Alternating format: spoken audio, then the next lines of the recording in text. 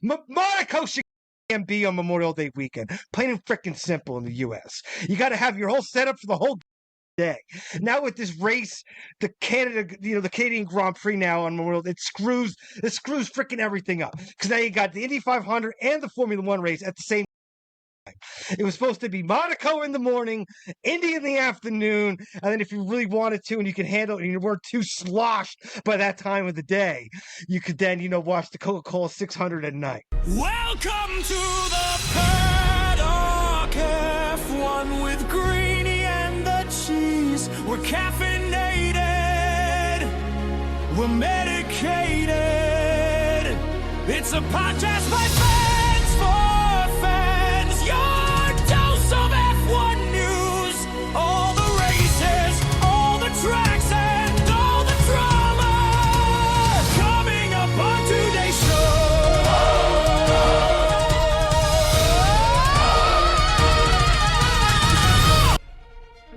Yes. You know what that sound means. Time in the Paddock F1. Greeny and the cheese. No race this weekend, but a race next weekend. So that means it's time for an In the News special. In the news. It's a lot of news actually out there this week. Let's kick it off right off the bat. We are caffeinated. We are medicated.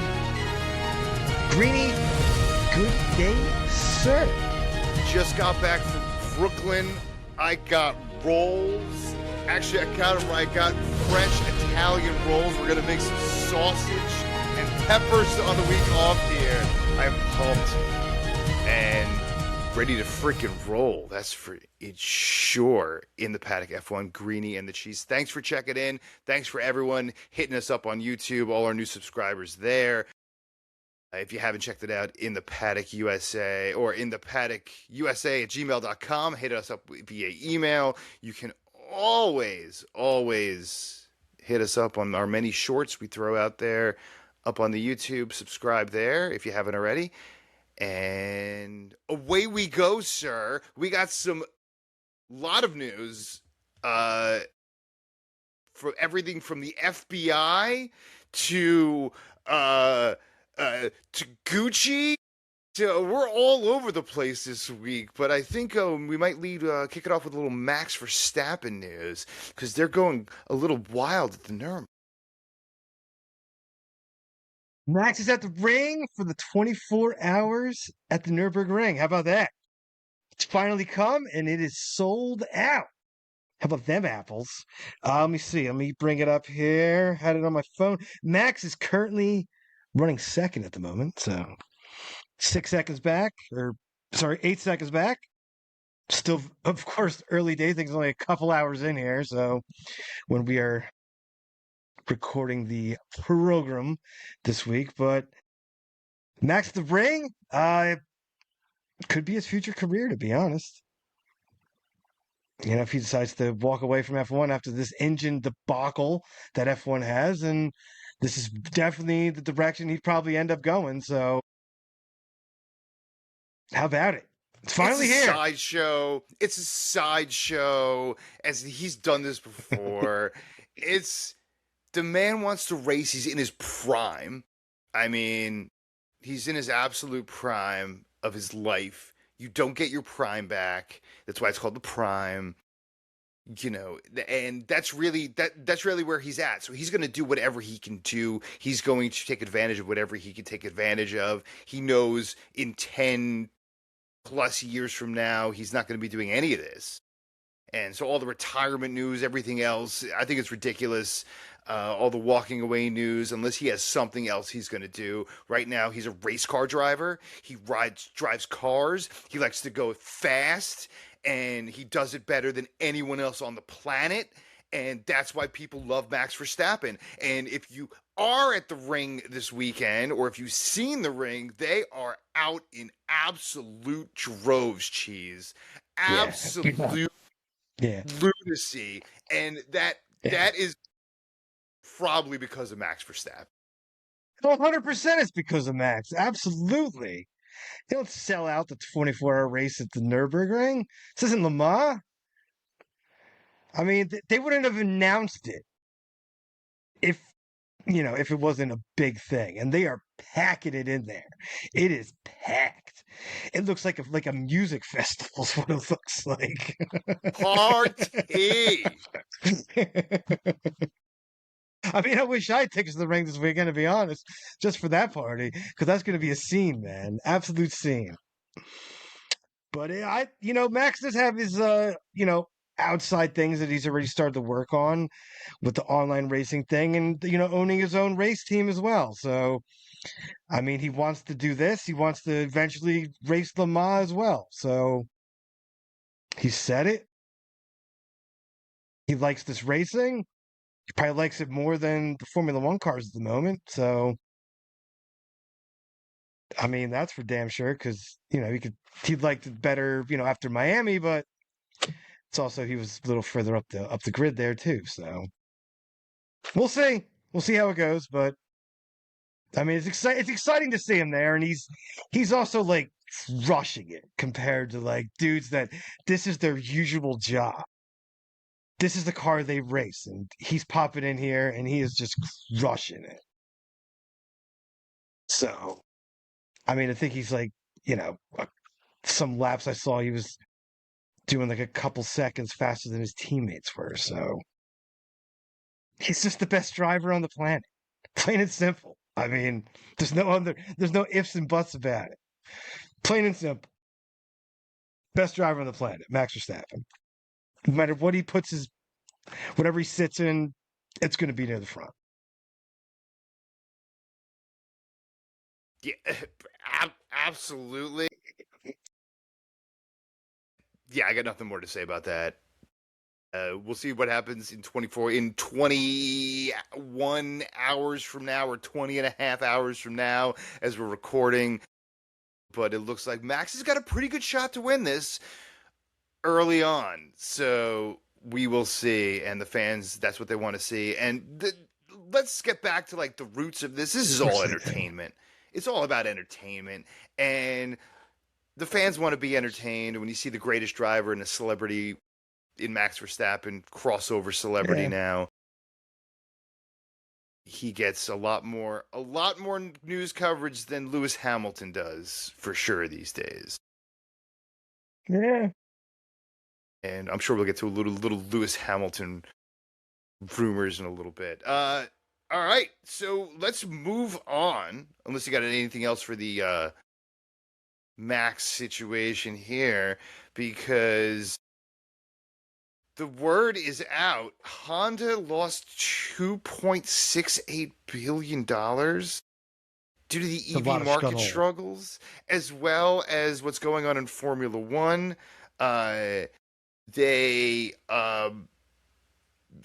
Massive struggles. I mean, that's billions of dollars. Again, this is like a many $100 billion company. But any loss with the big B behind it is always newsworthy for sure. What's going on with Honda cheese? What's Honda's future in F1? And what's all this talk about the return of the V8 engine, as I'm sure you've been following closely? Well, the V8s will be coming back. I mean, next time they do an engine change, it's definitely going to the V8. They're done with the battery stuff. The fans don't want it. Plain and simple. That's what it, really comes down to. The fans don't want it. They want the roar back. The drivers want it because the cars are lighter. The battery has thrown so much damn weight into the cars. It's taken a lot away from what a Formula One car was, to be dead honest. The EV market has definitely struggled with some, administration around the world changes and things like that. So that's definitely played into it as well. Getting it away from battery, the hybrid battery thing. Honda is a mess with their engine. I mean, I've heard other teams and other suppliers or engine suppliers are helping them out a bit because it's so bad. So that's something I've never seen that before. I mean, usually if a team or engine supplier is struggling, there's no team hopping in there to give them a helping hand. Let's be dead honest. It's like, yeah, well, that's tough noogies for you. You could stink all you want. So to hear that teams might be helping a little bit, That's eye-opening to me. Their engine's been a mess. They finally just got the shaking thing down with the power unit, so the driver's hands were and feet and everything were vibrating like crazy. So Honda's been a mess with when they came back here. We talked about this prior episodes when they made changes to the organizational structure. Is this something that they just do? They rotate teams around. It's just something normal they do, and they change teams, and this team definitely spit the bit big time. So They spit and it to be for losing sure, man. $2.6 billion in EV market, that's a lot of scunhole. That's a lot of scunhole. That's a lot of money, and that's the only way you learn. The only way a big corporation corrects itself and goes back to this sustainable fuel V8, which they're talking about, is through failure. If this worked out in the end, and maybe it had a brand new fan base to Formula One, which might have replaced the old fan base for Formula One, they might have not made any change, right? So the pushback, because money talks, and the loss of billions of dollars, and we'll get to it in a few minutes here about the other side, which we mentioned last week, which the 53% Q1, but we'll see what's going to happen here in Q2 with the loss of 2 races and the massive fan base loss. The fans gave it the first 3 races out of respect.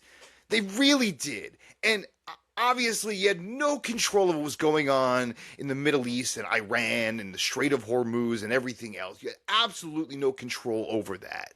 And the closing of 2 races, right? No one had any power over that within the Formula One or any, right? We can all agree on that. But at the same time, the timing was absolutely terrible because it gave the opportunity for this open wave of people just talking about. We've had 1 race in the last 7 weeks. We've had 1 race. Yeah. In a parking lot. That's all we've had in 7 weeks, dude. I mean, am I wrong? I know. No.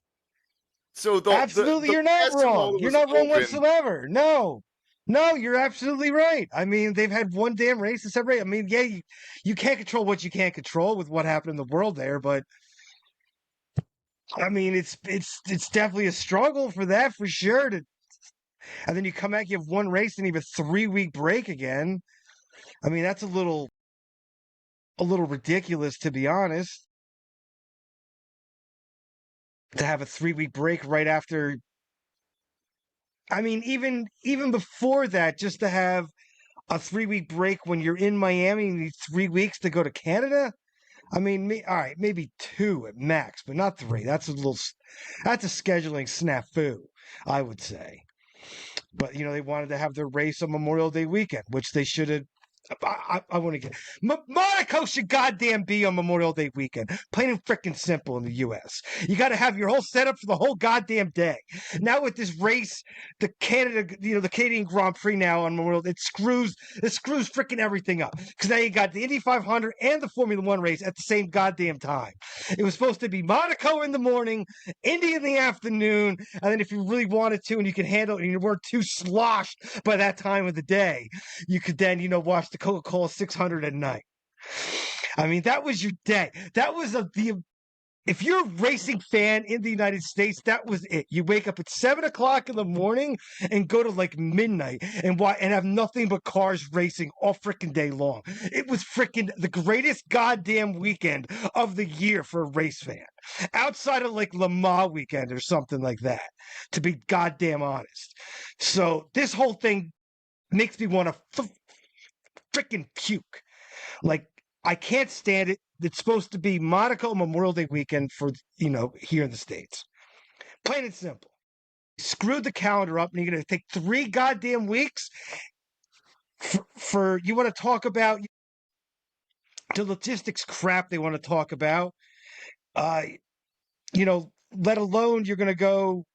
Some of the logistics just don't work out like they're supposed to be honest. Some of the decisions in the calendar were a little ridiculous, but this is one of them too. You can't have 3 weeks when you're right here. That's stupid. It's freaking stupid.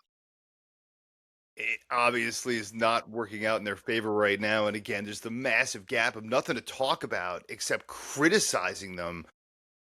But they left the hole open. I mean, even if we went through the regular schedule between Miami and Canada right now, you had the 2 big weeks where you knew shit was gonna hit the fan a little bit. And oh boy, did it. Listen, we're going to start a little something new here in the news because we have so much news to talk about, especially on weeks like this. We're going to do a little rapid fire here, Cheese. So we're going to spend a few minutes on each of these topics. I got a few, you got a few. Hit it off, dude. Let's go with...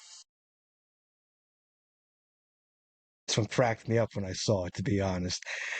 Gucci is in talks with Alpine to take over as the main title sponsor from BWT.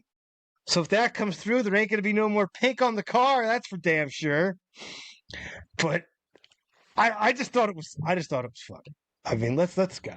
Let's Gucci, go. Everything. Let's go. The Gucci car. People are going to miss the pink, obviously. There's always been pink around somewhere. Let's see what team turns pink next. We're missing, like back in the day, I think we've had for the last 12 seasons, some team, whether it's Force India or someone was pink. Well, that's because they had BWT as the sponsor, so on those so teams. BWT, So I'm sure will resurface somewhere but for else. now, it's Gucci time, baby, and Gucci and Formula One are just a perfect fit. And Alpine, I don't know what this has to do with their racing, whether it's going to make it better or worse, but it is a spicy meatball, and it looks like it's going to happen. I think the rumors are more than rumors. Speaking of the R word, rumors, that is, European media has been chattering away. Lewis Hamilton, Fernando Alonso, both could retire at the end of the season. It is a time for both of these guys to go. Is this it? Or is these just big fat rumors? Anything behind them?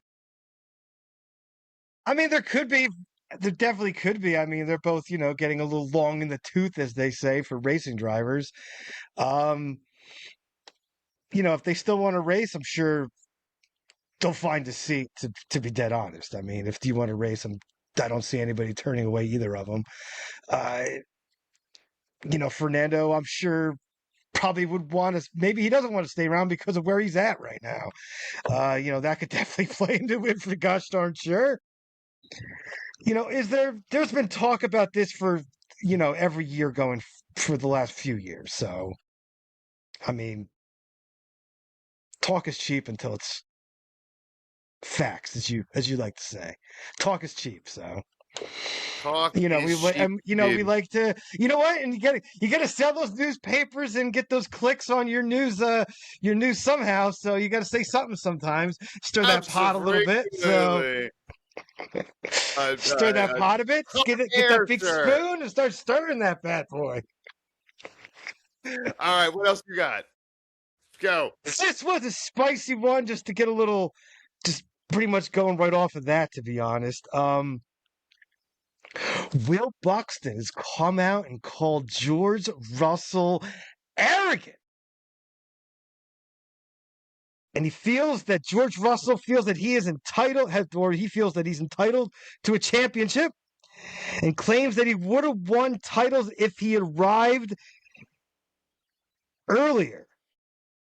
Will Buxton says, I don't know where he's getting those titles from. And I don't know where he's getting them from either. Because if he's meaning that would have showed up at Mercedes earlier, during the glory days of Mercedes, I mean, he wasn't ever getting that seat at that time. He wasn't beating out Rosberg or probably Bottas at that time. Let's be goddamn honest. So I don't know where he gets that rubbish from. Two, every F1 driver is arrogant. Let's be freaking honest. If you're not arrogant, being an F1 driver, you're not going to last in that jungle very long. You have to be. You have to be overconfident in your own goddamn abilities. But I like this little spat going on here, to be honest, from Will Buxton and George Russell, which I can also see where Will Buxton might be coming from in this as well, to be honest. I mean, if you hear sometimes George Russell speak, he definitely has that little bit of arrogance, like I'm owed things for paying my dues, but that's not how it works in Formula One. You got to earn that shit. George has always got that James Bond vibe going on. You know it. He's got that swagger. He's got the physique. He's got the jawline for the fashion show. Of course, he's full of himself. If I had 2% of what George Russell had, I'd be an arrogant SOB. I'll tell you that much. Which I don't. I don't have that Riz cheese, as the kids say. I got one more for you. Speaking of maybe, Hey, what do you think about the? What do you think about the? Would you agree with what he kind of said there, that he would have been, if he came earlier, he would have won a title? I don't, what's your thoughts on that? Buxton said going to win a title? No, Russell thinks he would have won a title if Russell said he would have probably won a title if he showed up earlier. Trading out like Lewis back then. No freaking way. No freaking way. Or you have to that's hallucination. Just because it's a little hallucination. Not true doesn't mean you're going to think that way. Of course, every driver thinks they're going to win a title. Talk to me after he retires. That's when you have to talk, right? Talk when both these guys retire and are on the front porch in the rocking chair, and that's when we can run our mouths and talk about who was the best. But when he's in it, still against Lewis Hamilton, competing with Lewis, of course he's going to say he's the best. That's his job. You're not going to tell your boss I'm mid, like I wouldn't have won. Toto Wolff's listening. Oh, yeah. Anyway, so he might not even he might not even be with Mercedes next year anyway. So yeah, regardless, whatever he could say, he can go back. George Russell can put his head on the pillow at night and not worry about shit. Okay. Anyway, speaking of someone who might have to worry about shit, Valtteri Bottas had to call the FBI because he decided the Escalade, the Cadillac Escalade, which was given to him in Miami, he decided to not stay in Miami. He got an Airbnb in Fort Lauderdale, pulls up at Fort Lauderdale, locks the car, goes to bed, gets up, looks out the window, car's gone. First of all, obviously, you've never been to Florida. Terry, which he has been. As you remember, I think he try to jump in the fake pool the first year we were in Miami back in 22. I think so. I think so. Or maybe his last year with Merck, he did fall in the pool. I think that was in Miami. Anyway, I think so. I'm probably getting my tracks mixed up. Had to call the FBI, getting involved in this situation as it unfolds. The local police and the FBI stepped in because he left his Paddock pass and his VIP credentials, like in the Escalade that got stolen. So they were worried about security issues. They did find it in a high crime area, so it was probably used in another crime as well. Probably as a getaway car or something. So, but I mean, it's Florida, man. What do you expect? Not shocked. It's Florida. Speaking of which, we're going to be on the same time zone as Florida, but a little further north coming up here as we head to Canada. But before that, anything else you got to drop for us, Cheese? That's all I got, man.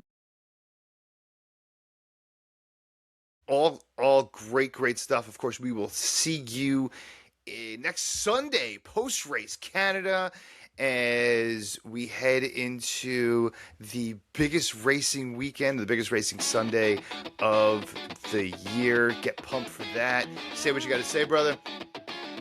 I will see you guys next week for a little post-race final. About damn time. Only had one of those in the last 7 weeks, so be nice to have one of those again. And as always, stay medicated, my friends. Peace. With Greeny and the cheese, coming live from the US of A. Podcast groove, the boys bring you the F1 news, everything you need, so you know just what to do. And it's all alright, 'cause they do it right. In the paddock with Greeny and the cheese.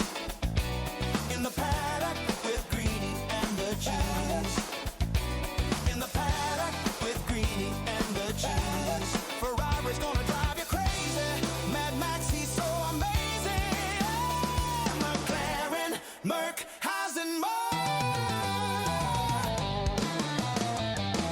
In the paddock with Greeny and the cheese.